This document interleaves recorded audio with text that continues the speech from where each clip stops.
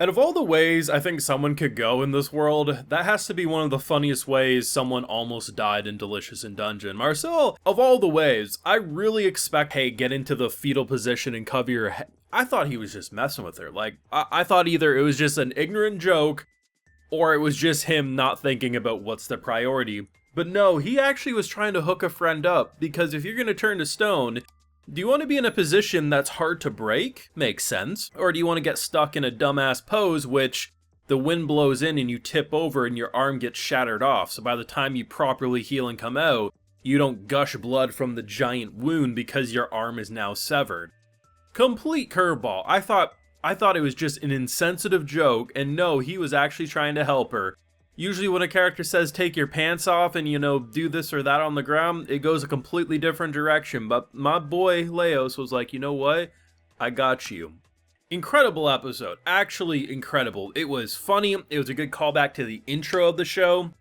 The cockatrice and just everything that happened there was fantastic, and honestly, some great development. We have a better understanding of what's going on with the dungeon. Of course, we know that douchebag was like doing something to prevent them from going back to the surface, but we get a better understanding of the kind of like dungeon almost acting like a labyrinth, recorrecting and redirecting to a new location, and there's going to be a lot of trial and error, but we're at a point where we have very little food, and our main mage is kind of like sickly, so we ended up teaching Laos some magic, which he actually does a decent job at. So, things are as hopeful as they could be given the circumstance, but it's definitely a dangerous dungeon situation as it stands. Now normally I'd say I have a full live reaction to today's episode. I don't as it stands because my audio got corrupted. I will be re-recording it as kind of like a rewatch just so it's over there, but I do have live reactions to all the other episodes over on my Patreon if you want to see my full uncut thoughts to those. It's going to be over there if you're interested.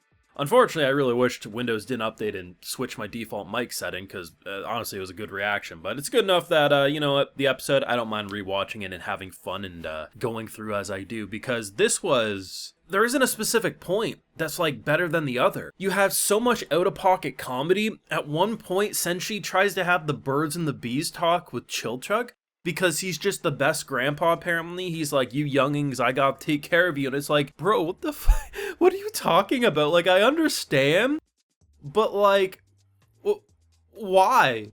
Why is Senshi just the way he is? But I love him for it. The dryads, there's 3 of them, right? They pop up, and after the initial kill, hay fever strikes everyone, and I'm just like, okay, this is the type of episode we're signing up for.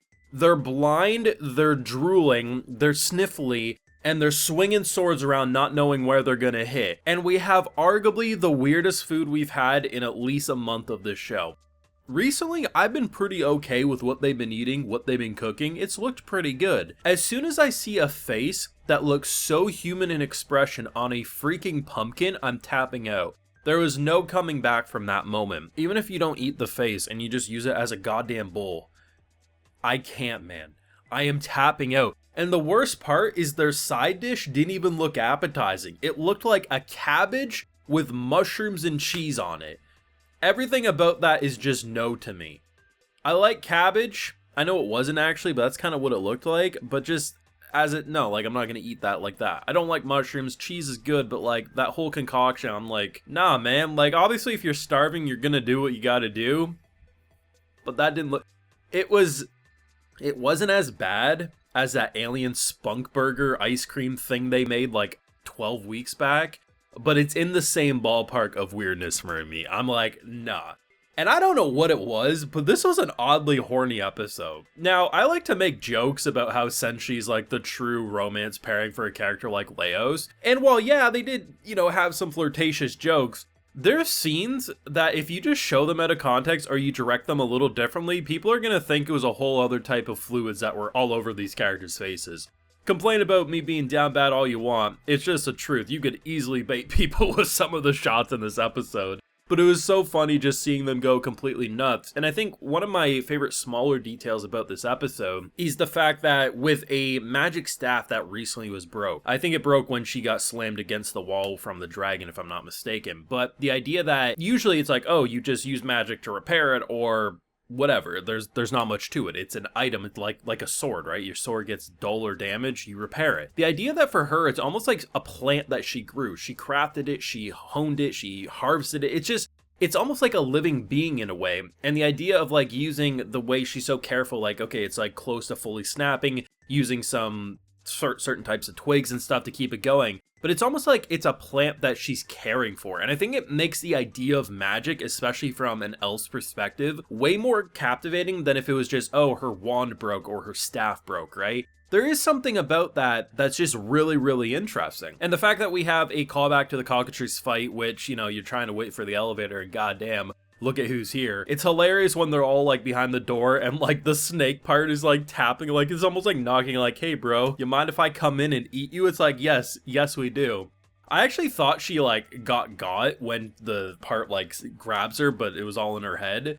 Honestly though, like, they did it solid. I mean, you have to be impressed nonetheless that Senshi, even if it was a duller axe, the fact that like half of it went through the snake part and it was still ready to throw hands, pretty impressive. But yeah, the petrification side sucks because like, imagine you're just trying to run and then you like freeze and then you tip over and you smash. Like, it's basically like getting into Dr. Stone, like when the petrification beam comes in. Like, certain people are going to be able to survive the centuries or thousands and thousands of years a lot better depending on the pose. And I think that's what makes the whole pose thing so interesting, though she had every right in her mind to basically be upset that she was used in the cooking situation because what the hell, bro?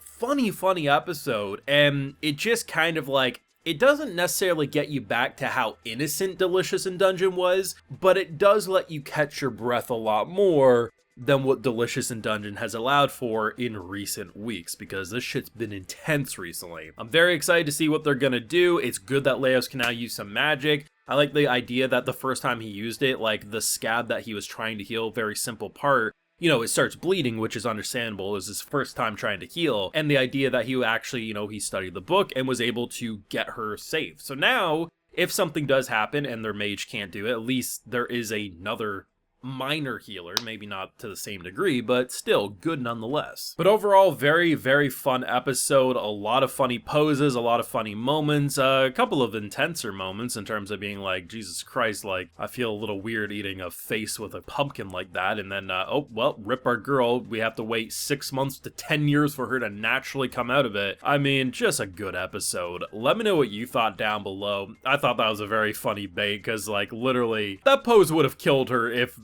they didn't have a healer on deck, because that is just waiting for an arm to break off and then just gushing blood when she comes to. But good nonetheless. Let me know what you thought down below. Leave a like if you enjoyed, subscribe if you're new around here, of course, ring that bell so you get notified when I upload more. And like I mentioned, we got those live reactions over on Patreon, and hey, while you're over there, I'll also give you a video shout out. So today we got Pedalo, One Piece Man, Macy, Nicholas Wilhelm, Yelena, and Hermes 43,333. So I appreciate the support, everyone. Please take care and have a good one.